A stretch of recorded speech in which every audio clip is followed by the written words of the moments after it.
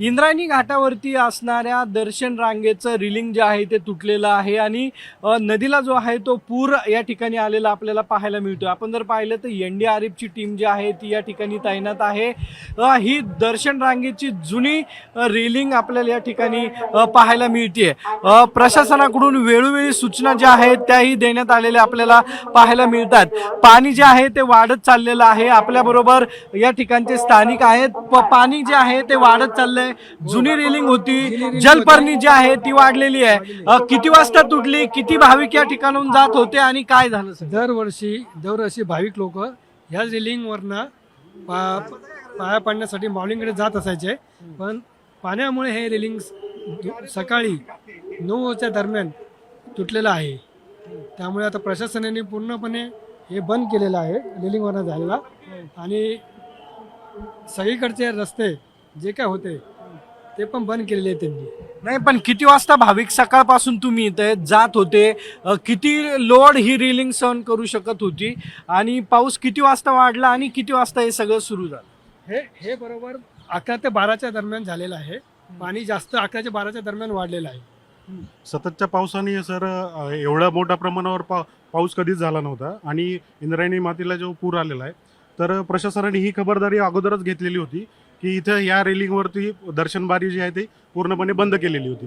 त्यामुळे ती दर्शनबारी आहे ते नव्या ब्रिजवरून सुरुवात केलेली होती। तर ह्या रेलिंगचा हा जो ब्रिज आहे तो खूप पुरातन आहे आणि ह्याच्यावरची जी दर्शनबारी होती ती यावेळेस पूर्णपणे बंद असल्यामुळं काही वारकऱ्यांना धोका वगैरे या गोष्टी झालेल्या नाहीत। तर ही जी रेलिंग आता वाहून गेली आहे ते खबरदारी घेतल्यामुळं जास्त नुकसान नाही झालेलं। किती भाविक होते आणि पाणी अजूनही वाढतंय? काय भाविकांना सूचना देण्यात आलेल्या आहेत किंवा काय खबरदारी आहे? खबरदारी अशी आहे की प्रत्येक भाविकाने आपला विचार करायचा, आपल्या जीवनाचा विचार करायचा आणि छोट्या छोट्या गोष्टीकडे लक्ष द्यायचं, कारण पाण्याचा प्रवाह हा खूप मोठ्या प्रमाणात वाहत आहे आणि वारी ही लाखोच्या संख्येने लोक येतात। तर त्याच दिशेने प्रशासन आणि आपण पण साम TV ही खूप उत्कृष्ट काम करते, लाईव्ह प्रक्षेपण करून सगळ्या वारीच्या लोकांना काय सांगणार आहे? माझ्या मते 2003 मध्ये किंवा 2001 मध्ये अशी सेम परिस्थिती आली होती। त्यावेळेस आमच्या ह्या स्टेजपर्यंत पाणी आलेलं होतं। स्टेज पूर्णपणे बुडाला होता आमच्या इथला। त्यानंतर ही आता 2025 मध्ये ही परिस्थिती आली। नक्की 20 ते 22 वर्षानंतर ही परिस्थिती निर्माण झालेली आहे। आपल्याबरोबर NDRFचे काही जवान आहे, आपण त्यांच्याबरोबर बातचीत करणार आहोत आणि त्यांनी या ठिकाणी एक जणाला बाहेर काढलेला आहे। आप कब से हो यहाँ और कितनी आपकी टीम है?